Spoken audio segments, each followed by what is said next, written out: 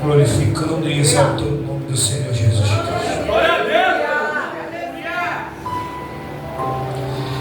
Queridos, quando nós olhamos para esse texto, nós vamos perceber que Davi, no primeiro livro de Samuel, no capítulo 16, ele é ungido, ele é escolhido pelo Senhor.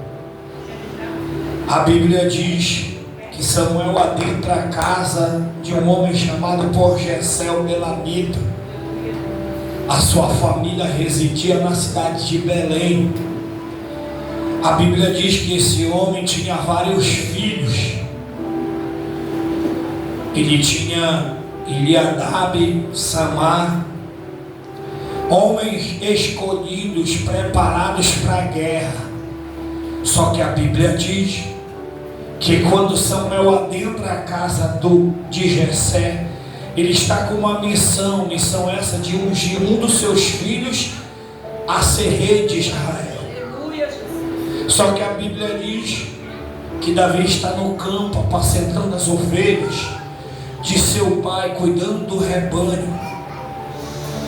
Nós todos sabemos dessa história, quando Samuel ele acha que é os filhos mais formosos e mais fortes.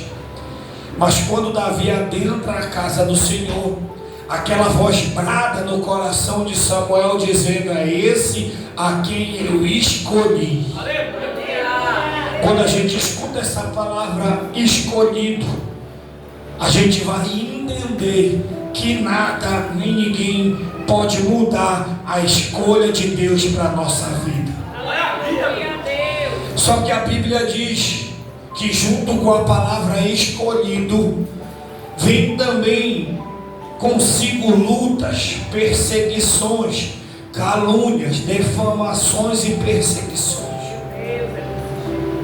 Agora a Bíblia diz que Davi começa ao seu ministério, a sua chamada com Deus. Mas vai passar-se 14 anos até Davi tomar posse do seu reinado. E durante esses 14 anos, Davi vai enfrentar as suas maiores guerras. Porque é o período da espera, é o período do processo de Deus para a sua vida. Quando Deus te escolhe, lança uma promessa na sua vida, isso não significa que amanhã vai acontecer. O que antecipa uma promessa se chama processo de Deus para a nossa vida.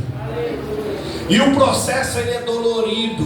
O processo traz o sentimento de esquecimento.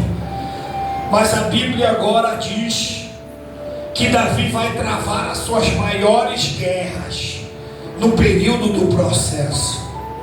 Só que Davi era um homem escolhido, a qual o seu pai não via ele travar as suas maiores pelejas, as suas maiores guerras. Só que o texto vai dizer que ele já tinha matado o urso e o leão. Era um jovem acostumado a travar guerras e batalhas. Só que o que me chama mais atenção é que a Bíblia vai dizer que agora a Bíblia diz que agora Deus vai permitir que Davi seja perseguido por Saul. Saul é o rei. Saul é o rei daquela nação. Só que a Bíblia diz que o inferno coloca ciúme no coração de Saul. Porque Davi, todas as batalhas que ele iria, ele vencia, ele triunfava. Agora a Bíblia diz que Saul vai começar a perseguir Davi. O que me chama mais a atenção é que a nação de Israel tem por símbolo um leão. A Bíblia diz que na sua bandeira, todas as vezes que o exército de Israel se preparava para ir à frente de uma batalha, eles iriam com a bandeira, que era o leão, que era o símbolo daquela nação. Aleluia! Agora a Bíblia diz que Davi ele é vitorioso em várias batalhas. Só que agora, quando ele vai enfrentar Saul, ele vai temer. Bíblia diz que Saul tem um exército preparado para peleja e para a guerra. Agora no capítulo de número 23, a Bíblia diz que ele vai para dentro de uma caverna. Para muitos de nós a caverna é lugar de esquecimento, é lugar de abandono, é lugar de desprezo. Só que para Davi foi um lugar de recomeço.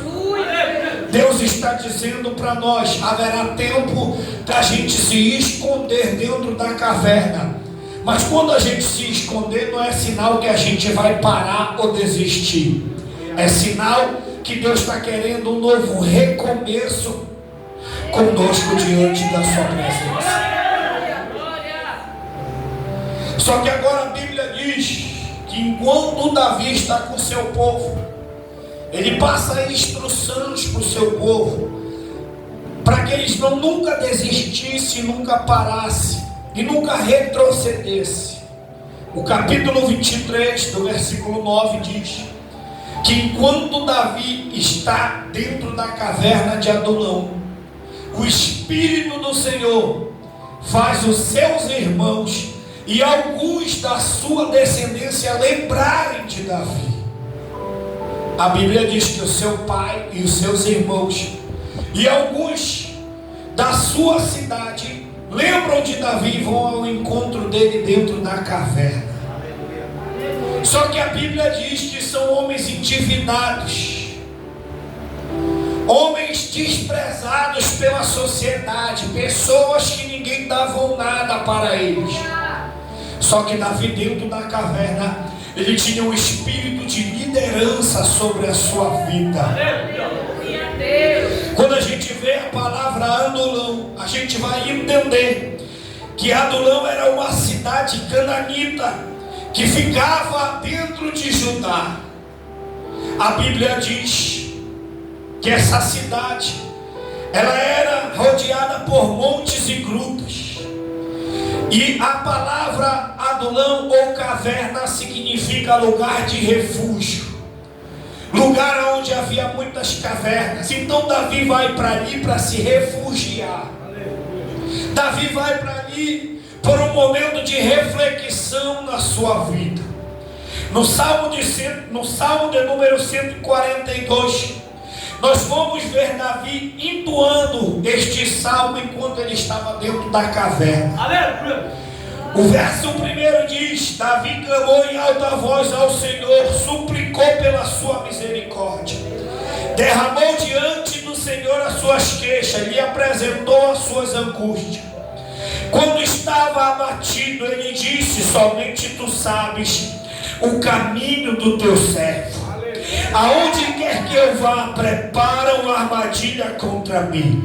Procuram alguém que venha me ajudar, mas ninguém sequer lembra de mim.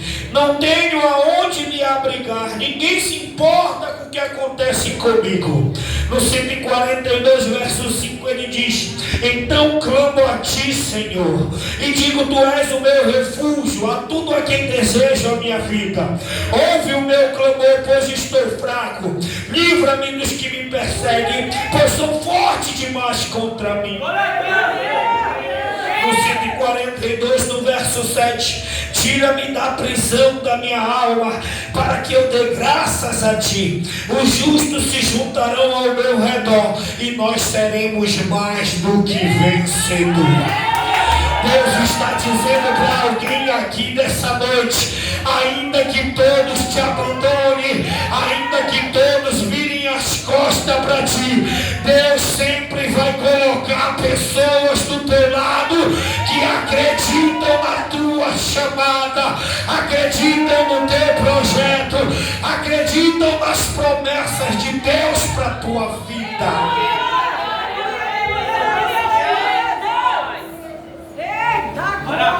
Só que a Bíblia diz que os homens que são enviados para Davi são homens endividados, homens desprezados, homens que estão cabisbaixos. Só que Davi tinha um espírito de liderança sobre a sua vida. Quando eu olho para o livro de Samuel, capítulo 23, eu entendo que Davi acreditava naquilo que ninguém ninguém mais acreditava. No livro de Lucas, capítulo de número 19, no versículo 10, Lucas vai dizer que o Filho do Homem veio salvar aquilo que se havia perdido. Davi tinha o mesmo sentimento de Jesus. Ele acreditava nas pessoas, ele acreditava na restauração, ele acreditava na mudança, ele acreditava que Deus poderia mudar a história de pessoas. Agora a Bíblia diz que quando eles adentram a caverna para se encontrar com Davi, Davi não vai olhar para eles como a sociedade olhava. Davi não vai olhar como as pessoas olharam para nós. Talvez um dia alguém olhou para o Júnior e disse que ele não iria chegar a lugar algum. Talvez alguém olhou para o Jadson, a sociedade, e disse que ele não iria suportar. Talvez alguém olhou para mim e disse que eu não iria chegar a lugar nenhum. Só que Jesus olhou para nós com um olhar de misericórdia. Talvez alguém olhou para o Lucas um dia e disse que ele não iria permanecer. Talvez alguém olhou para o Elias e disse que o Elias não ia vencer. Talvez alguém olhou para o Tony e disse: o Tony não vai conseguir. Talvez alguém olhou para o Richard e disse: o Richard nunca vai poder pregar. Talvez alguém olhou para o Nicolas e disse: o Nicolas não vai chegar, porque ele não é capaz de vencer. Talvez alguém olhou para o Daniel e disse: o Daniel não vai vencer, porque está longe da sua terra natal. Só ele e a sua mãe que caminha. Só que Deus olhou para nós com um olhar de misericórdia e disse: eu acredito em você. Talvez alguém olhou para o Raimundo e disse: não existe possibilidade dele mudar. Só que Davi tinha o sentimento de Jesus. Ele olhou e disse: esses homens que estão entrando dentro da caverna são mais do que vencedor, e deles eu farei um grande exército de guerra. Ele não olhou para o passado, ele não olhou para a circunstância, ele não olhou para a situação que aqueles homens se encontravam. Ele olhou com um olhar de misericórdia, de confiança, um olhar que acreditava que Deus poderia levantar um exército de homens que pela sociedade pareciam ser fracos. Para a sociedade nós não deveríamos estar aqui. Meu Deus. Porque nenhum de nós chegou aqui perfeito. Uns chegaram com ignorância, outros bravos, outros violentos, outros bebiam, outros fumavam, outros se drogavam, outros estavam presos, outros, cada um chegou aqui com alguma dificuldade. Mas quando nós adentramos essa porta, Jesus olhou para nós com um olhar de misericórdia e disse: eu posso mudar, eu posso restaurar, eu posso transformar e fazer de vocês verdadeiros valentes.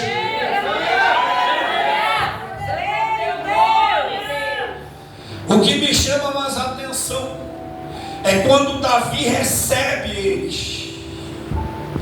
Davi recebe eles com um abraço. Quando a gente ouve falar na palavra abraço, ela traz um sentimento de carinho, ela traz um sentimento de confiança.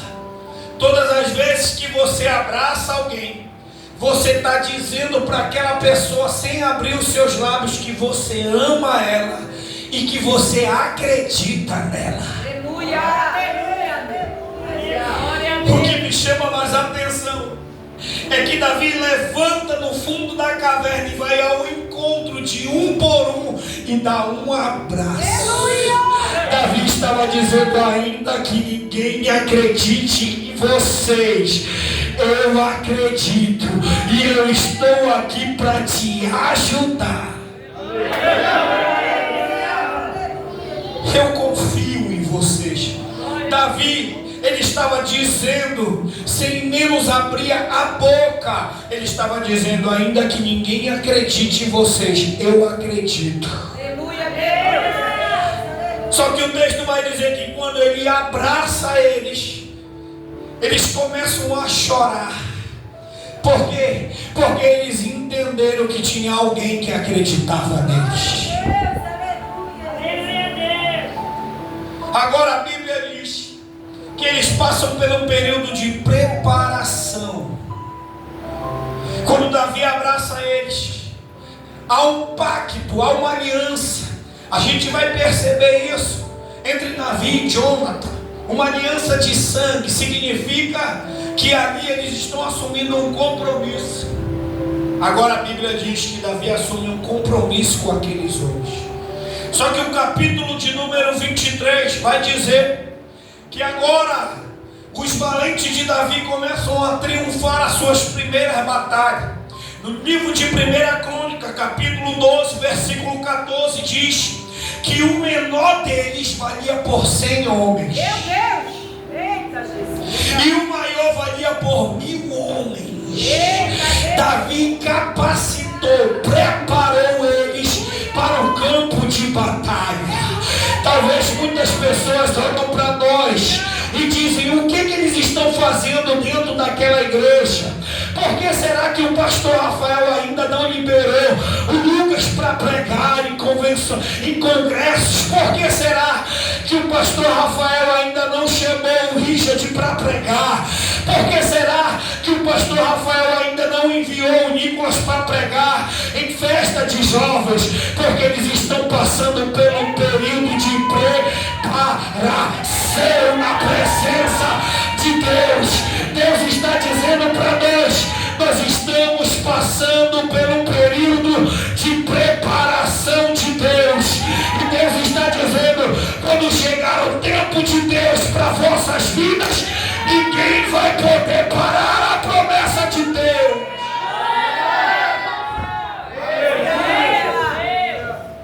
Davi começa a ensinar eles.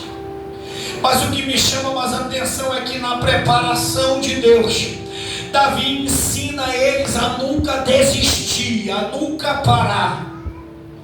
E a segunda estratégia de Davi é que eles pudessem guerrear com as suas duas mãos. Todos os valentes de Davi eram destros. Eles guerreavam e se protegiam. Aí está o segredo de um grande valente. Muitos de nós cristãos só queremos saber de atacar, mas Davi estava dizendo: vamos atacar, mas também vamos nos proteger. E como vamos nos proteger? Com as armaduras. Deus está dizendo: há um tempo de atacar, há um tempo de pular, há um tempo de gritar, há um tempo de estremecer, mas há um tempo de se resguardar, de preparar a guarda, há um tempo de aprender a suportar. Deus está dizendo: o tempo da palavra e unção é o tempo de aprender a se proteger. Porque haverá ataques, haverá flechas, haverá armas, mas nós estaremos protegidos para guerrear.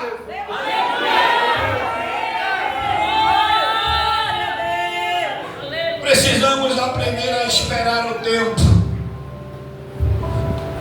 Porque quando vamos só para uma guerra, nós podemos ser feridos, machucados.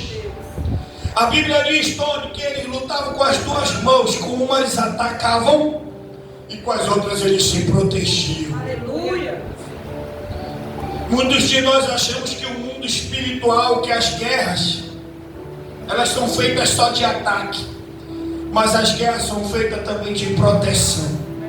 Deus está dizendo: é o tempo da gente proteger a nossa casa.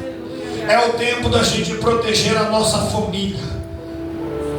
E a Bíblia agora vai dizer que eles começam a criar grandes habilidades. Eles começam a entender que campo de batalha não é lugar de recuar, não é lugar de parar, não é lugar de desistir. Só que o que me chama mais a atenção, no capítulo 23, no versículo 9, o texto fala acerca de um homem chamado por nome de Eleazar. Ele era um dos principais dos valentes de Davi. Só que a sua principal qualidade não é atacar. A sua principal qualidade é nunca desistir. O capítulo 9 diz que ele tinha uma grande habilidade com a espada. E quando a gente olha para o livro de Efésios, capítulo 6, a gente vê que a espada é uma das armaduras espirituais de Deus para a nossa vida. A espada significa a palavra. É por isso que muitos de nós nem tocamos hoje na palavra, porque a palavra é que vai fazer você guerrear, a palavra é que vai te proteger, a palavra é que vai fazer você vencer as batalhas. Só que o capítulo 6, versículo 9 diz que eles começam a plantar, e as suas plantações crescem, e chega o período de colher. Nós estamos plantando, e haverá um tempo da gente colher aquilo que nós plantamos. Só que quando chegar o tempo da gente colher, o inferno vai se levantar, vai tentar atrapalhar, vai tentar colocar um contra o outro, vai tentar atrapalhar a promessa de Deus para a nossa vida. Só que a Bíblia agora diz que Eleazar se levanta e com a sua espada ele fere mais de 800 filisteus. A Bíblia diz que a guerra, a peleja está tão travada que ele enfrenta todos os filisteus. E a Bíblia diz que a sua mão está cansada, mas ele não larga a espada, que simboliza a palavra. A maior vontade do inferno é fazer a gente largar a palavra, desistir da palavra, esquecer o nosso chamado. Só que nessa noite Deus está dizendo: eu estou dando força para a gente continuar firme na palavra. A Bíblia diz que ele mata tantos filisteus que o sangue começa a escorrer pela sua mão e cria uma crosta nas suas mãos, e a espada fica grudada nas suas mãos. É Deus dizendo para nós: ainda que a guerra parece ser grande, ainda que a peleja parece que não tem fim, Deus está dizendo para nós: não podemos parar, não podemos desistir, não podemos desistir da peleja, porque Deus nos dará vitória.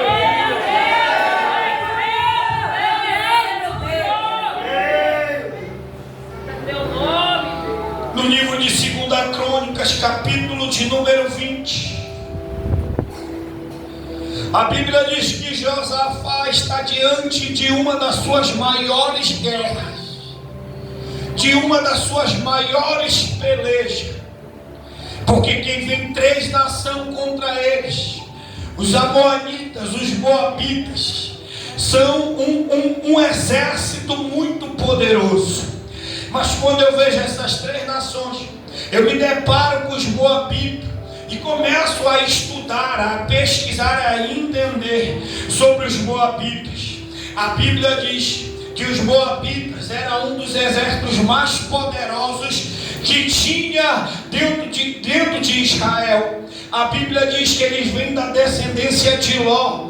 Quando a Bíblia diz que a descendência de Ló está acabando e uma das suas filhas decide coabitar, embriagar esse homem, coabitar com ele, então vai surgir a nação dos moabitas.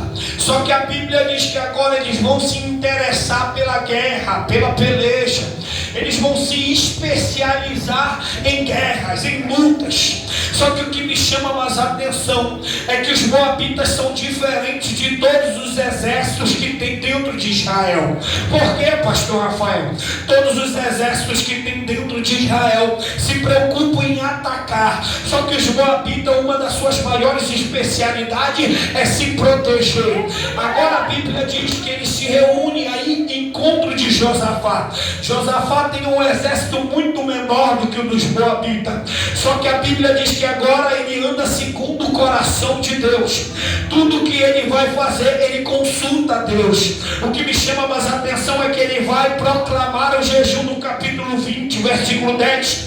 Um jejum dentro da sua nação. Então eles vão se prostrar, jejuar, clamar e orar. E quando nós ouvimos falar da palavra orar, significa comunicação com Deus. A palavra clamar significa chamar a atenção de Deus. Então Josafá está dizendo: a gente não dá um passo, a gente não move uma palha sem antes consultar a Deus. O que me chama mais a atenção é que dentro do Jesus, dentro do clamor, dentro da oração, se levanta um homem escolhido por Deus para trazer uma mensagem a Josafá. Ele assim vai dizer: ei, Josafá, o Espírito de Deus me toma nesse momento e manda trazer um recado à nação, dizendo que essa peleja vós não terão que pelejar, porque o Senhor pelejará por vós. Só que essa guerra, essa peleja será diferente. Quem vai na frente é os levitas, é a adoração. Agora os levitas vão marchar e vão adorar, vão marchar e vão adorar, e Deus dará vitória para o povo.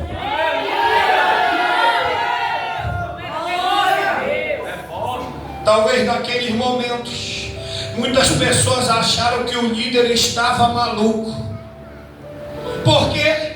Porque segundo a Bíblia, todo rei, todo líder teria que ir à frente do exército, porque era uma demonstração de força. Os que estavam atrás olhavam para o que estava na frente e acreditavam que ele estava passando força para os que estavam atrás. O líder é o reflexo dos seus liderados. Só que agora, quando ele recebe a profecia, ele não vai duvidar. Muitos de nós não vivemos projeto porque duvidamos das coisas de Deus. A Bíblia diz que Elias diz: ei, Josafá, tu vai passar para trás, porque quem vai na frente é os levitas. Quem vai na frente é a adoração. Só que os levitas vão adorar e também vão marchar. Josafá não vai duvidar daquilo que Deus está prometendo. A Bíblia diz que aonde vai acontecer essa guerra, dentro de Israel, próximo de Judá, é uma cidade montanhosa, onde estava localizado também a caverna de Adulão, feita de muitas cavernas, muitos montes. Era uma planície onde subia e descia. O que me chama mais a atenção é que os moabitas, eles tinham por costume de guerrear pela noite e dormir pela manhã. Só que uma das suas principais qualidades era se proteger. A Bíblia vai dizer que muitos dos moabitas, eles guerreavam com a espada, mas também tinham seu escudo feito de bronze. Agora a Bíblia diz que eles começam a caminhar em direção ao exército de Josafá. Eles estão fatigados porque andaram muito, estavam preparados e iriam dormir pela manhã para se preparar para guerrear pela noite. Só que enquanto eles estão dormindo, Deus fala para Josafá: é agora que tu vai a peleja. Mas tu não terá que pelejar. Josafá não sabe da forma que Deus vai agir, da forma que Deus vai operar, mas ele fez aquilo que Deus tinha o ordenado. A Bíblia diz que eles começam a subir um monte, marchando e adorando, marchando e adorando. Eu imagino aquele povo marchando e adorando, marchando e glorificando. Só que uma das principais qualidades do exército moabita era um proteger o outro. para nós encerrar. Com os seus escudos, um tinha a responsabilidade de proteger o outro. Eu estava do lado do Nicolas, eu tinha que proteger o Nicolas. E agora eles dormiam um grudado com o outro. Quem está entendendo, diga glória a Deus. E com o seu escudo, aleluia, Deus. E com o seu escudo, um protegia o outro. Fica aqui do meu lado, Forte, Deus. Esse aqui é o escudo. Uma das suas principais características era se proteger. Eu protegia o Nicolas e o Nicolas me protegia enquanto dormíamos. Tem alguém que já está pegando isso aqui nessa noite. Só que quando eles estão no ponto da montanha, no último degrau do monte, Deus começa a bradar nos seus corações, dizendo: agora é hora de marchar mais forte e adorar. Eles começam a marchar e adorar. Marchar e adorar. Marchar. A Bíblia diz. Aleluia, Deus. Olha só o barulho. Olha só o barulho deles adorando e marchando. E a Bíblia diz que o monte começa.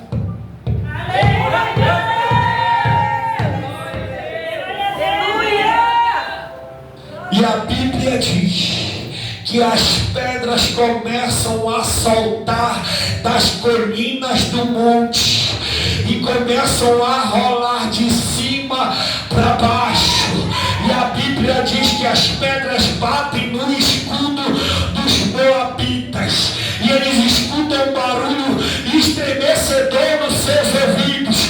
Começam a puxar as suas espadas e um começa a ferir o outro. Eu imagino Josafá olhando para o céu e dizendo: Deus, nessa peleja eu não terei que pelejar, porque o Senhor está pelejando por nós. Fica de pé, fica de pé. Deus está dizendo para você, irmã Zara, essa guerra não é sua, essa peleja é do Senhor.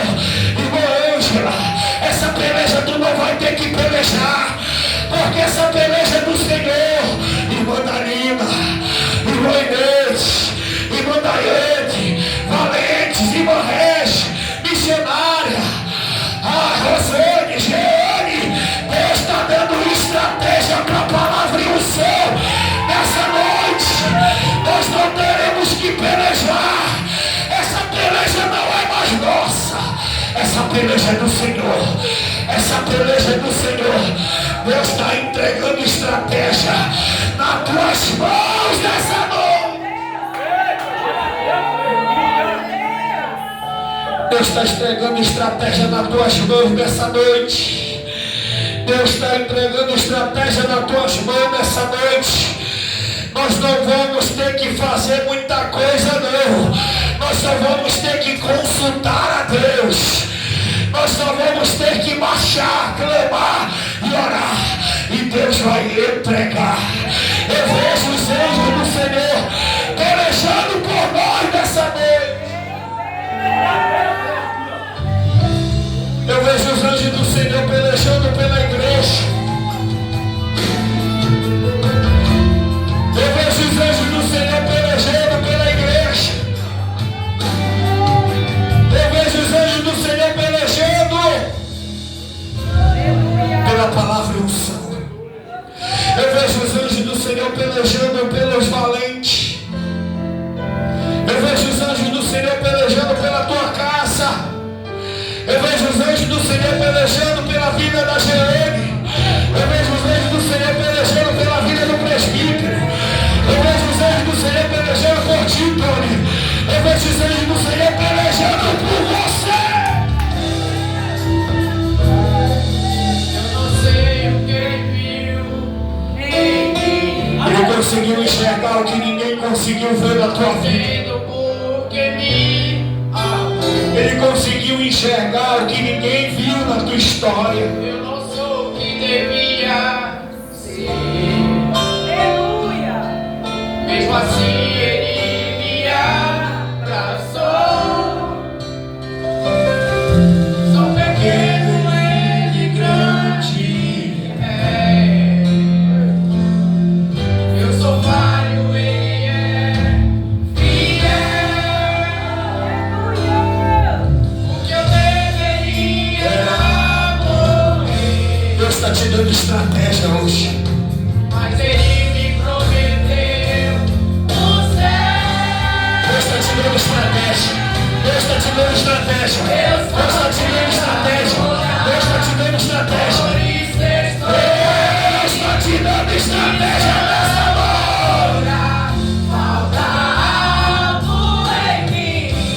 Eu jamais saberei porque me escolheu. Mas de uma coisa eu sei. Tudo que eu tenho ele me deu. Chegou o tempo de Deus levantar a palavra no seu. Chegou o tempo de Deus levantar verdadeiros valentes. Chegou o tempo de Deus levantar homens e mulheres cheios da presença de Deus. Eu não sou o que devias. Chegou o tempo, chegou o tempo. Chegou o tempo. Chegou o tempo de Deus nos usar. Sou pequeno, ele tão grande é. Eu sou falho, ele é. Fiel. Ele te escolheu. Mesmo sabendo da tua dor. Deveria morrer, Mas ele me prometeu o céu.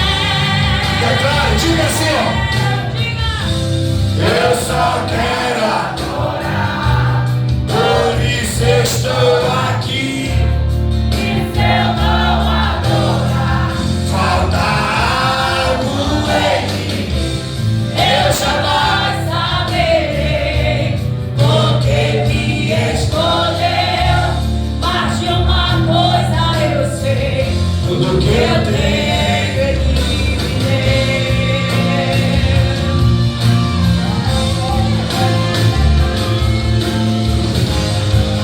Tudo que você tem foi ele que te deu.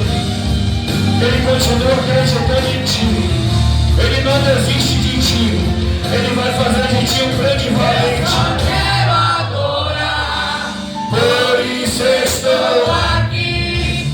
e se eu não Adorar, falta algo em mim. Eu jamais saberei porque me escolheu. Mas de uma coisa eu sei, tudo que eu tenho ele me deu. Tudo que eu tenho ele me deu. Tudo que eu tenho ele me deu. Olha pra essa pessoa aí, ó. Diga assim pra ela: Deus não desiste de você. te desperte mais. Ele confia em ti e vai fazer de você uma grande valente para pelejar grandes guerras e vai te dar estratégia para te vencer. Só quem crê bate palma para Jesus, amém? Ele é um Deus de estratégia. Olha só, os exércitos dos Moabitas eram um exército preparado para a guerra. Preparado para lutas. Pela lógica humana, o exército de Josafá não podia vencer. Só que Deus deu para ele o quê? Estratégia. Deus está dando estratégia para nós vencer nessa noite. Eles se assustaram com o barulho das pedras nos seus pescoços. E o texto vai dizer, Crônicas 20, que eles começaram um a ferir o outro. É muito forte. Sabe aquele momento assim, gente, que a gente acha que nós estamos sozinhos? Parece que não tem ninguém para guerrear por nós. Aleluia. Aí Deus está dizendo para nós: você só precisa da minha presença. Aleluia. Você só precisa me consultar, Aleluia. que eu vou te dar estratégia para te vencer. Tem aquele momento que nós se sente que nem valente, só nós lá no fundo da caverna, que nem Davi sozinho no fundo da caverna. Mas o interessante é que Deus, ele nunca desiste de nós. Ele envia sempre alguém na porta da caverna dizendo: ei, teu lugar não é aí. Deus confia em ti e tu serás bênção na mão do Senhor. A Bíblia diz que a face dos valentes era como os de leão.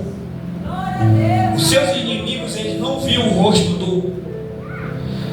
o inferno, aquilo que o inferno manda para nos atacar. Ele não vê o rosto do Lucas, ele não vê o rosto do Raimundo. Quando ele vem com a missão de destruir a nossa família, a nossa casa, ele vê aquele leão ali, ó, na nossa face. Aí ele diz: ixi, desse aí a gente não pode tocar. Por quê? Porque ele é valente, ele é guerreiro, ele não desiste, ele não para. Pastor, e por que aconteceu isso com o Senhor? Porque tem desertos que Deus põe na nossa vida para nos aperfeiçoar, para Ele entender aonde está a nossa fé. É fácil adorar quando tudo está dando certo. Estou dentro de um carrão, de carteira assinada, trabalhando, bênção. Minha mulher não briga comigo, não discute nada. É fácil adorar-se. Eu quero ver tu adorar quando tudo está dando errado. Porque é assim que Deus vai conhecer os verdadeiros. João 4:24. A mulher está cheia de dúvida. Por que o Senhor vai para Jerusalém se Jerusalém está destruída? As muralhas estão quebradas, os muros foram derribados. Jesus vira em tom de risos para ela, para a mulher samaritana, e diz: porque é chegada a hora.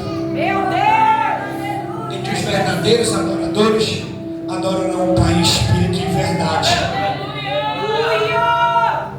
Eu estou indo para um lugar onde as pessoas não têm nenhum motivo, nenhum para adorar. Só que tem uma porção lá que continua adorando. Eles não cessam, eles não param de adorar. Independente do que esteja acontecendo na vida deles, eles continuam adorando. Jesus estava dizendo: é esses que são os verdadeiros adoradores. Ser verdadeiro não é que vai dar tudo certo, não. Não é que vai ser milhões de coisas boas, não.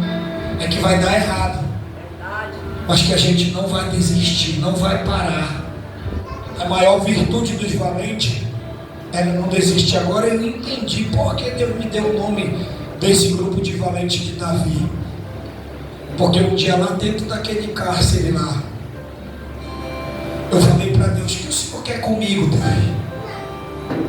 Eu não sei falar, eu não sei pregar, eu não sei fazer nada. Deus falou para mim: tu tem uma coisa que serve para mim. Disse: o que, Deus? Eu acho que eu não tenho nada para te oferecer.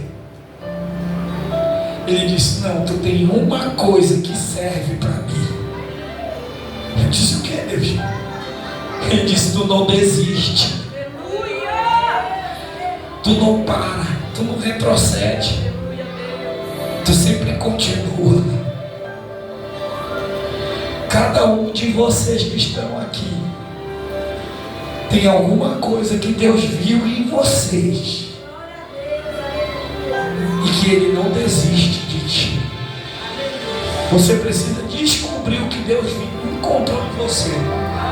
Talvez você seja um valente igual eu, que não desiste. Não estou falando de perfeição. Eu falei: Deus, eu sou uma das piores pessoas que existe no mundo.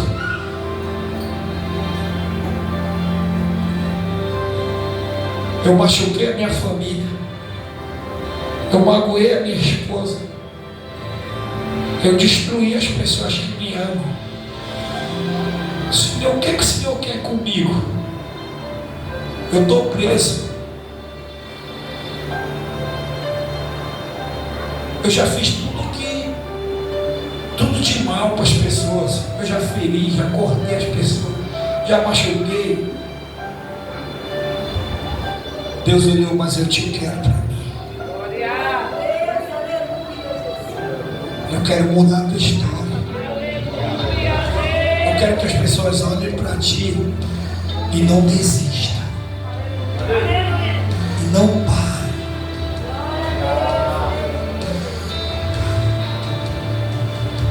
Que o nosso amor não seja só coisa de momento.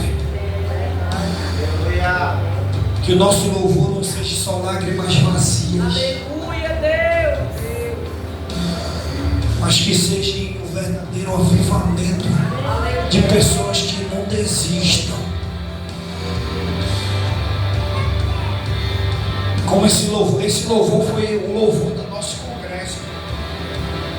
Bora louvar ele, bora que ainda está cedo. Põe ele aí, a gente louvar ele uma só voz. Aleluia, Deus. Esse louvor foi o louvor da nossa festa. Sabia, gente? Segura um na mão do outro aí. Fecha aí, fecha tudo aí.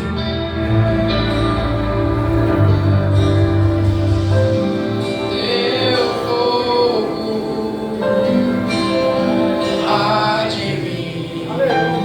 E uma só voz. Muda o meu viver. Fala com eles. Sou teu templo, sou teu altar, sacrifício vivo eu quero oferecer. Glória. Teu fogo há de vir e muda o meu viver. Sou teu templo,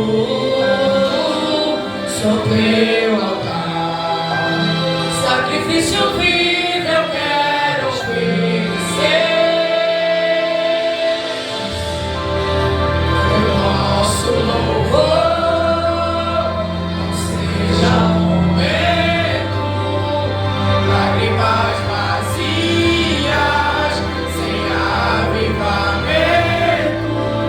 Que o nosso amor não seja fingido, honrado com os lábios, nos corações esquecidos. Hoje que vale ter poesias mais lindas, as harmonias mais brilhantes que não há verdade em nós. Hoje que vale ter tudo e não ter nada, te dar meu lar e não minha alma. Eu quero me entregar a ti, entregar minha vida como adoração. Louvado seja o teu nome, Deus. Obrigado, Senhor, por tudo.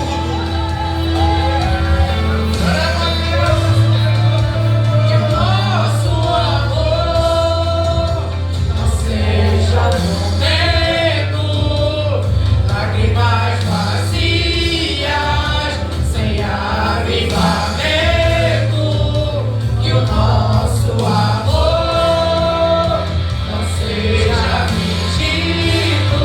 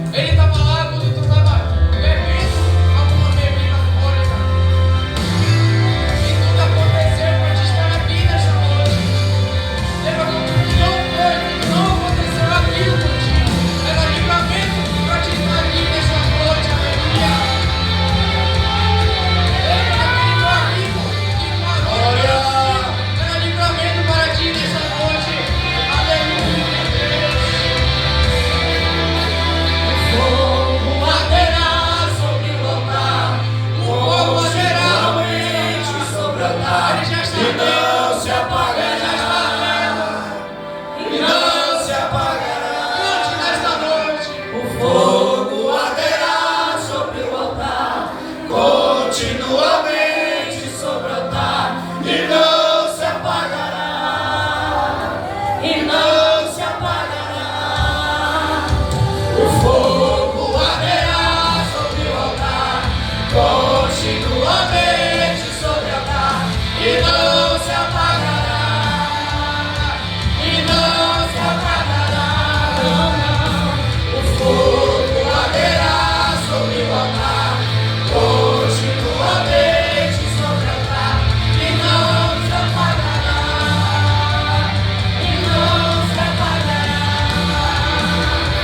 Fogo arderá sobre o altar, continuamente sobre o altar e não se apagará, e não se apagará. O fogo arderá sobre o altar, continuamente sobre o altar e não se apagará, e não se apagará. O nosso louvor não seja momento, lágrimas vazias, sem avivamento, que o nosso amor não seja fingido, honrado com os lábios dos corações esquecidos. Pode que vale ter as poesias mais lindas, as harmonias mais brilhantes, se não há verdade em nós. Pode que vale ter tudo e não ter nada, te dar meus lábios e não minha alma. Eu quero me entregar a ti, entregar minha vida como adoração. Não vale a pena só se emocionar e buscar as canções mais lindas pra cantar, se não for uma canção que alegra a ti, se meu coração não queimar por ti. Não vale a pena só me emocionar e buscar as canções mais lindas pra cantar, se eu não for uma canção que alegra a ti, se meu coração não queimar por ti. Só quem tem prego nessa noite pode bater palma. Olha um valente para o outro aí de frente, diga assim para o seu irmão: nós conseguimos, e não vamos desistir, e nem parar, porque essa foi só a primeira peleja que nós vencemos. Amém? Bate palma para Jesus. Quero agradecer a Jeane, a Rosana.